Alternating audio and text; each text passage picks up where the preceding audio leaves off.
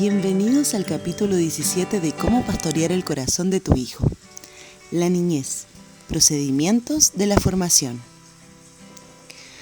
Es un ruido que todo padre ha escuchado. Los niños gritándose el uno al otro. La escena es muy familiar. 2 niños y un juguete. Cada padre tiene una manera de tratar con esto.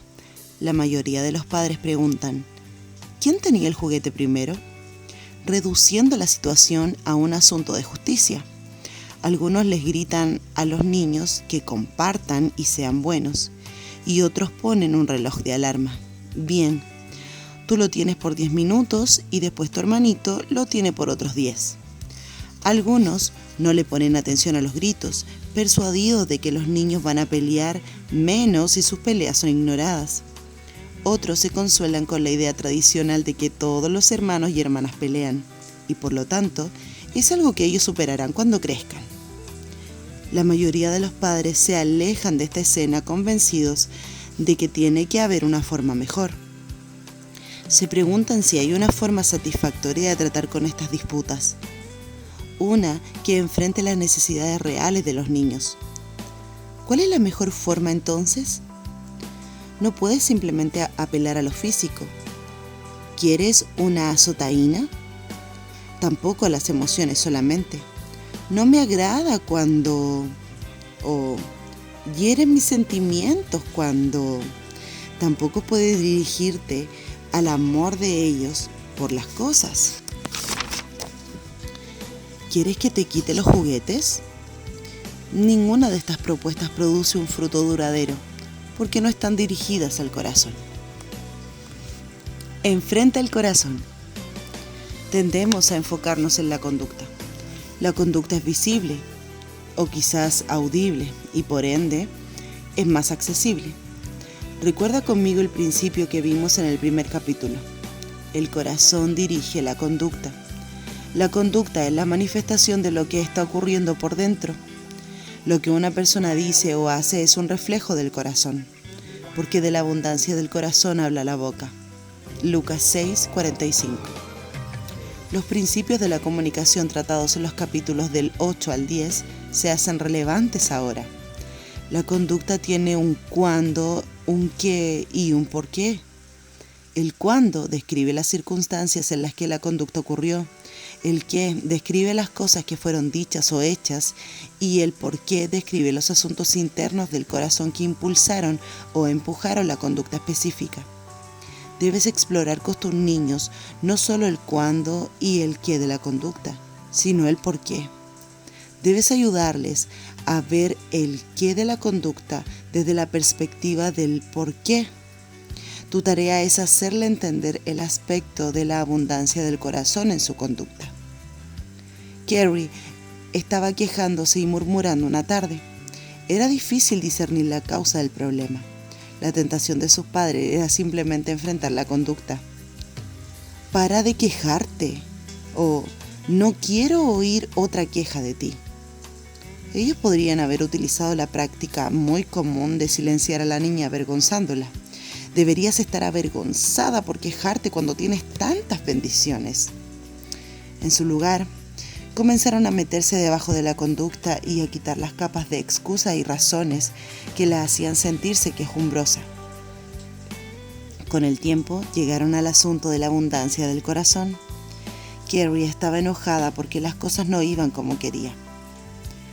Por dentro, ella quería jugar el papel de Dios y quería ordenarlo todo, quería gobernar en la tierra y había decidido cómo debían ir las cosas, pero no estaban yendo de esa forma.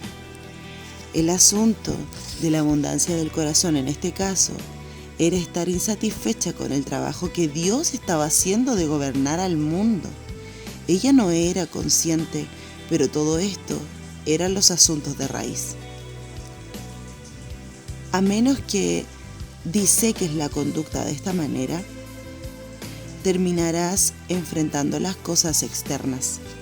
Serás como el hombre que quiere resolver el problema de la maleza en el césped cortando la maleza. La maleza siempre crece de nuevo. Apela a la conciencia. Tus niños necesitan un cambio de corazón. El cambio de corazón comienza con la convicción de pecado, y la convicción del pecado viene a través de la conciencia. Tus niños deben estar convencidos de que ellos han abandonado a Dios y son transgresores del pacto. Deben llegar a la convicción de que el hombre interior, el cual se relaciona con Dios, es un idólatra culpable ante Dios. Para ayudarle debes apelar a la conciencia. Como mencionamos en el capítulo 12, tenemos un modelo para apelar a la conciencia en el ministerio de Jesús. Él trató la conciencia regularmente, forzando a los hombres a juzgarse a ellos mismos y a juzgar sus motivos. Para tratar los asuntos de carácter se requiere aprender a apelar a la conciencia. Si quieres tratar con el carácter y no solamente con la conducta, debes tratar con el niño de forma profunda. Una forma que le permita ver las implicaciones de su conducta y que lo lleve a acusarse a sí mismo. En Lucas 10, un abogado, un experto en las escrituras hebreas, vino a Cristo y le tentó preguntándole: ¿qué tengo que hacer para heredar la vida eterna? En el versículo 25. Jesús le respondió cómo entendía la ley, y él respondió con los dos grandes mandamientos: ama a Dios y a tu prójimo. Jesús le felicitó por su respuesta. El abogado entonces buscó justificarse a sí mismo preguntando: ¿y quién es mi prójimo? En el versículo 29. El reto para Cristo era ayudar a este hombre a darse cuenta de que en cualquier momento que él supiera de una necesidad, tenía una obligación de suplir para esa necesidad. Si fallaba en eso, había roto la ley. Jesús enseñó esto por medio de la historia del buen samaritano. La historia desarmó al hombre y le permitió ver cómo él había fallado. Jesús apeló a su conciencia al final de la historia al preguntarle quién era el prójimo para el viajero desafortunado. El abogado pasó de preguntar quién era su prójimo a evaluar apropiadamente quién había sido un prójimo. La respuesta de Cristo a Pedro en Mateo 18 provee otra ilustración del uso de la apelación a la conciencia de parte de Cristo. Pedro preguntó cuál era el límite extremo para el perdón. Señor, ¿cuántas veces tengo que perdonar a mi hermano que peca contra mí? En el versículo 21. Jesús pudo haber dicho: Pedro, si tú haces esa pregunta, no entiendes nada acerca del perdón. En su lugar, Jesús relató una historia que demostró con poder la implicación de ser alguien que ha sido perdonado. En Lucas 7, una mujer que había vivido una vida pecaminosa ungió a Jesús y le lavó los pies con sus lágrimas. Simón, el fariseo, juzgó a Jesús por su falta de discernimiento, pues estaba indignado al ver cómo le permitía a esta mujer pecadora acercarse. Jesús, conociendo los pensamientos de Simón, le relató una historia que apeló a su conciencia. En la historia había dos hombres y un prestamista. Uno tenía una gran deuda, el otro una pequeña. Ambos fueron perdonados. ¿Cuál de los dos le amará más?, preguntó Jesús en el versículo 42. Simón contestó: supongo que aquel a quien más le perdonó. Versículo 43. «Has juzgado bien», le dijo Jesús. Él usó la historia para acusar a Simón con sus pensamientos de santurrón. La apelación fue a la conciencia de Simón, el cual se juzgó a sí mismo con sus propias palabras. El punto de la historia de Jesús era que esta mujer le amaba más que el santurrón de Simón. Debes aplicar la misma metodología a las necesidades de tus niños. Debes tratar con el asunto de raíz, apelando a la conciencia. Romanos 2, del 14 al 15, indica que la conciencia es tu aliada cuando le enseñas a tus niños a entender sus pecados, porque la conciencia está siempre acusando o excusando. Si haces tu apelación allí, evitas que la corrección sea una competencia entre tú y tus niños, pues la controversia de tus niños siempre es con Dios. Tratarlos de esta forma evita que les des una norma cómoda y llevadera para que se sientan pulcros y justos, y quedan confrontados con los caminos de Dios y con su gran necesidad de la obra radical y renovadora de Cristo. Cuando tu hijo llega, por la obra del Espíritu Santo y el ejercicio de los medios que Dios ha ordenado para tratarlo, a ver su pecaminosidad, debes guiarlo a Jesucristo, el único Salvador de la humanidad. Esfuérzate por ayudar a tu niño, quien es un pecador egoísta, a ver su necesidad de la gracia de Cristo y de su misericordia en la cruz. Tratar el clamor de tu niño por tener el juguete primero, especialmente si hemos estado dispuestos a usar el método de ¿quién lo tuvo primero? Sin enfrentar el corazón egoísta de donde fluye, nunca le llevará a la cruz. Enfrentar los asuntos reales del corazón abre continuamente el camino a la cruz donde se encuentra el perdón para niños torcidos y doblados. Las verdaderas respuestas bíblicas no pueden producirse de forma legalista, porque ellas tratan con las actitudes y no solo con la conducta externa. Desarrolla el carácter. Es importante tratar el corazón y apelar a la conciencia por el interés en el desarrollo del carácter durante estos años intermedios de la vida del niño. Carácter significa vivir de manera congruente con el conocimiento que tenemos de Dios y de nosotros mismos. Entrena el carácter. Tomemos una cualidad del carácter: ser digno de confianza. ¿Cómo la formación en esta cualidad cabe en esta definición? El material de trasfondo en las dos columnas siguientes forma la base para la comunicación con tu niño mientras le ayudas a aprender a ser digno de confianza. Seguramente quieres que la base para tomar decisiones acerca de lo que vas a hacer y hacer sea el carácter de Dios. Su llamamiento a otros, como criaturas, es que seamos dignos de confianza. Dios no lo pone como una regla a seguir, sino que ha enviado a su Hijo para cambiar a las personas de adentro hacia afuera, para que puedan ser lo que Él les ha llamado a ser. Dios va a pelear la batalla al lado y a favor de tu Hijo.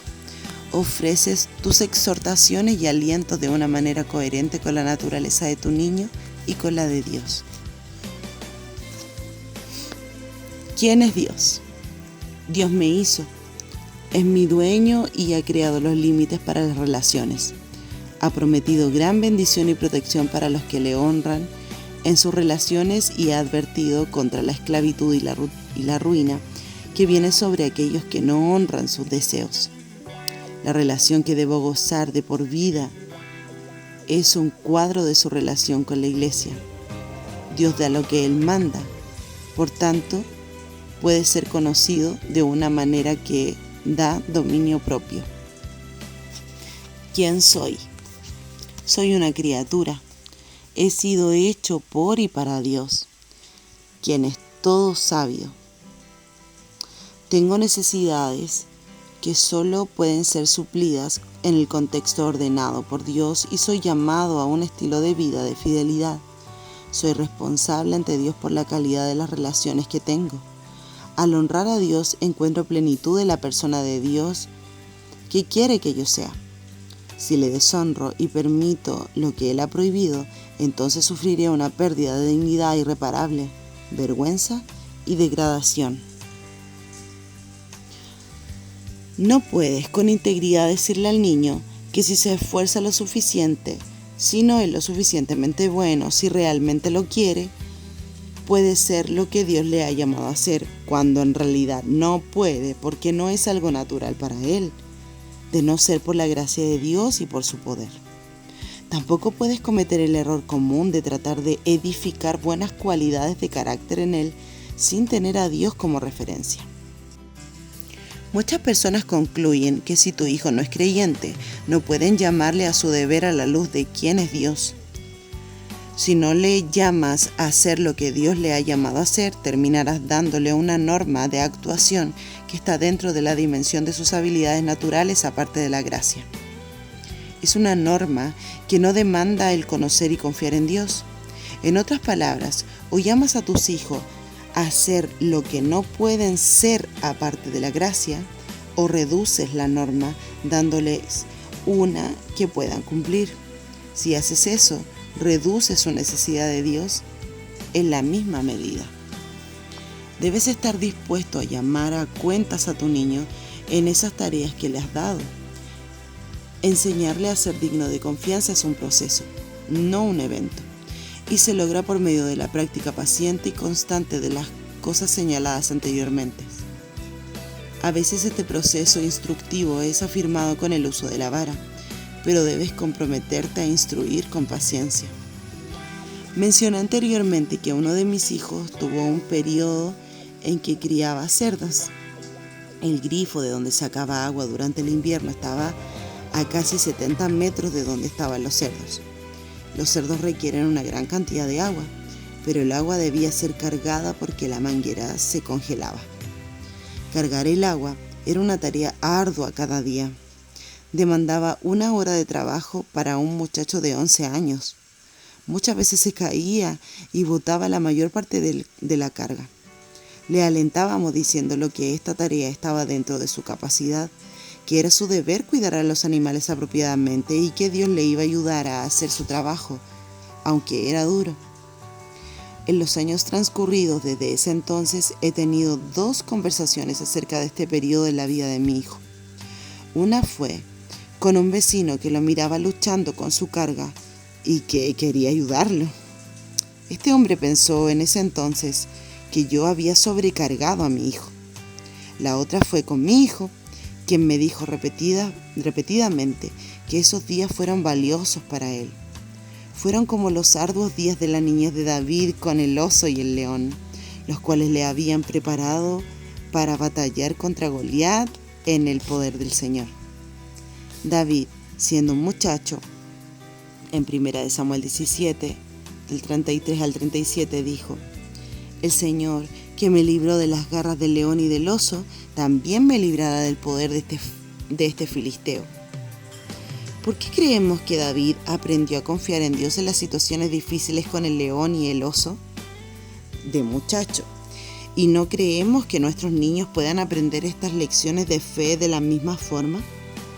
Lo que es peor, ponemos una vida frente a nuestros hijos que no requiere de fe. Les damos una norma que puedan cumplir con sus propios recursos, habilidades naturales y talentos, alejándolos de Cristo y su cruz. Consideremos otra cualidad del carácter: la pureza. Una preocupación constante de los padres es la pureza moral. Recuerda que carácter significa vivir de manera congruente con el conocimiento que tenemos de Dios y de nosotros mismos. Estoy persuadido de que podemos criar niños moralmente puros, aún en una cultura que ha explotado el sexo en todas las maneras posibles. Leer Proverbios diariamente provee una situación natural para hablar sobre la pureza moral. En Proverbios 5 hay una exposición extensa de la impureza moral y su fruto, como también de los beneficios y las delicias sexuales de la pureza. El pasaje advierte abundantemente en contra de enredarse y atarse por los lazos del pecado. La lectura frecuente de Proverbios provee muchas oportunidades para pensar acerca de los peligros del pecado sexual y los goces de la libertad sexual dentro del matrimonio. Proverbios 7 describe a la mujer adúltera y muestra la seducción y sus resultados. Estos pasajes proveen un contexto para una conversación franca en cuanto a la sexualidad y están repletos de advertencias, discernimiento y direcciones. He visto niños que han comprendido estos asuntos, que son prudentes y cuidadosos. Están persuadidos de que Dios les ha dado los deleites de la sexualidad, así como también en el contexto donde ella se experimenta. Es importante que dejes que tus niños sepan que hay una dimensión sexual en la relación entre tú y tu esposa o esposo. Muchos creyentes tienen la idea errónea de que sus hijos no deben verlos dándose un abrazo íntimo. El resultado es que las relaciones fraudulentas de la televisión o de otras cosas son las únicas expresiones de la sexualidad que ellos ven. No estoy hablando acerca de invitar a los niños al dormitorio, sino de la importancia de que ellos sepan que hay una dimensión sexual en esta relación. Además de este papel instructivo, debes estar preparado para enfrentar conceptos distorsionados acerca de la sexualidad que ves expresado en las vidas de tus niños. Por ejemplo, muchas niñitas aprenden a sentarse de maneras coquetas y sugestivas. Por alguna razón, los adultos creen que ser una seductora en miniatura es gracioso y afirman esas posturas. Más bien, esta es una gran oportunidad para enseñarle a tu hija cómo y por qué debe manejarse modestamente. Las veces en que los niños se involucran en actividades coquetonas con tonos sexuales son oportunidades maravillosas para ayudarles a formar estos conceptos bíblicos de la sexualidad. Estos son los momentos para hablar acerca de las cosas maravillosas que aguardan a la gente de Dios, quienes pueden disfrutar de una vida sexual de plenitud y de gozo. Es también un momento oportuno para hablar acerca del horrible daño que puede sufrir la persona que se expone a las experiencias sexuales fuera del contexto que Dios ha ordenado. Cuando los niños comienzan a adoptar estas verdades, desarrollan controles internos contra el pecado sexual, pues reconocen que la explotación sexual no es lo real, es decir, es una falsificación del gozo sexual dado por Dios.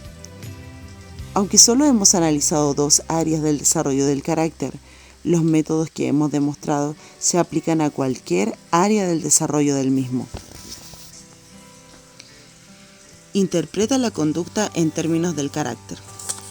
Tenemos un par de problemas al pensar claramente acerca del carácter. 1. Falta de ponderar los asuntos vistos anteriormente.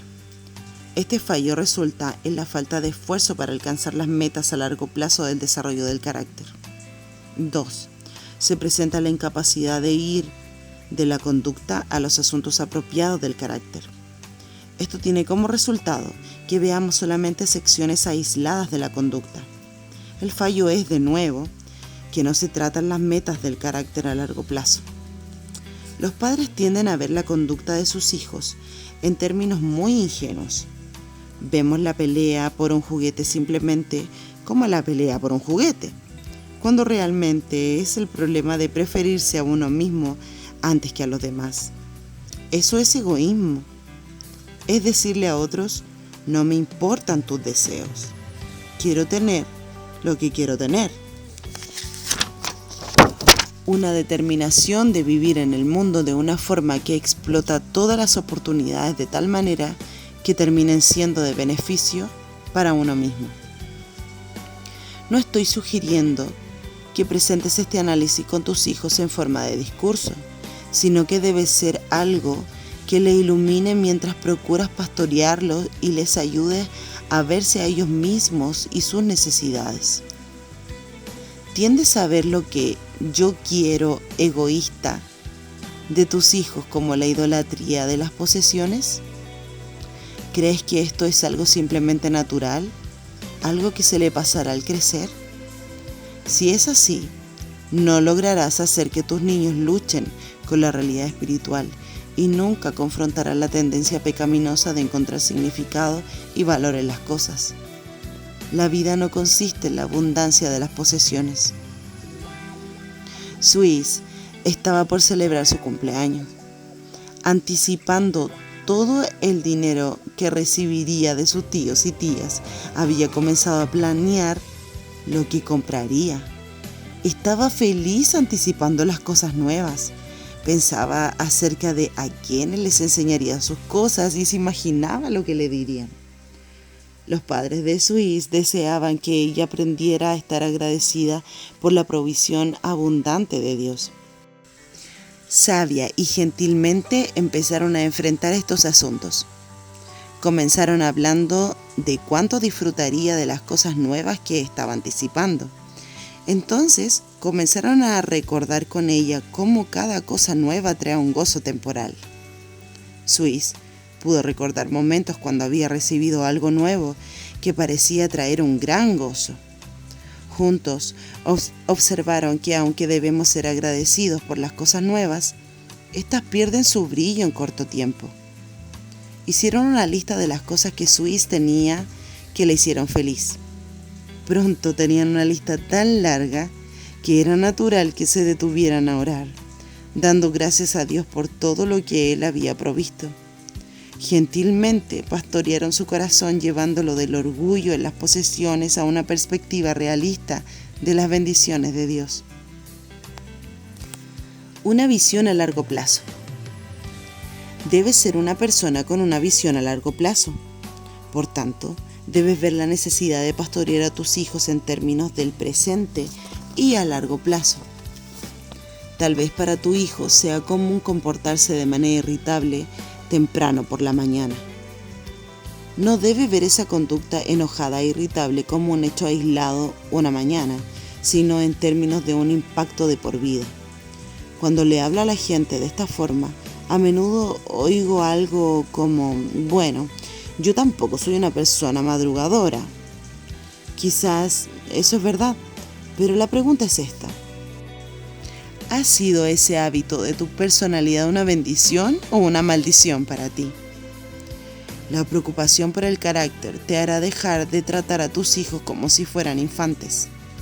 A veces oigo a personas respondiendo a sus niños de edad escolar como si tuvieran 3 años.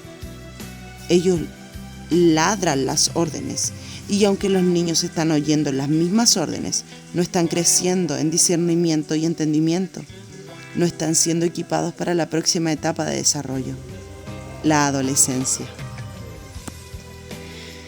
Preguntas de aplicación del capítulo 17. 1. ¿Puedes pensar en situaciones en las que está en juego un asunto de carácter importante en el desarrollo de tu niño, pero no sabes qué hacer? Haz un proyecto de estas situaciones. Trata de determinar cuáles son los asuntos a largo plazo y cómo enfrentarlos en términos de los principios expuestos en este capítulo. 2. ¿Puedes identificar situaciones en las que has sido tentado a darle a tu niño una norma que él pueda cumplir porque hace las cosas más fáciles? 3. ¿Has estado dispuesto a aceptar una conducta que demandaste aunque sabías que tu niño no estaba actuando de corazón? 4. ¿Cómo expresarías la diferencia entre el cuándo, el qué y el por qué de la conducta? 5. ¿Cuál es el más importante? 6. ¿Puedes dar un ejemplo de un llamado a la conciencia? 7. Si fueras a señalar 5 metas en la formación del carácter para tu hijo, ¿cuáles serían?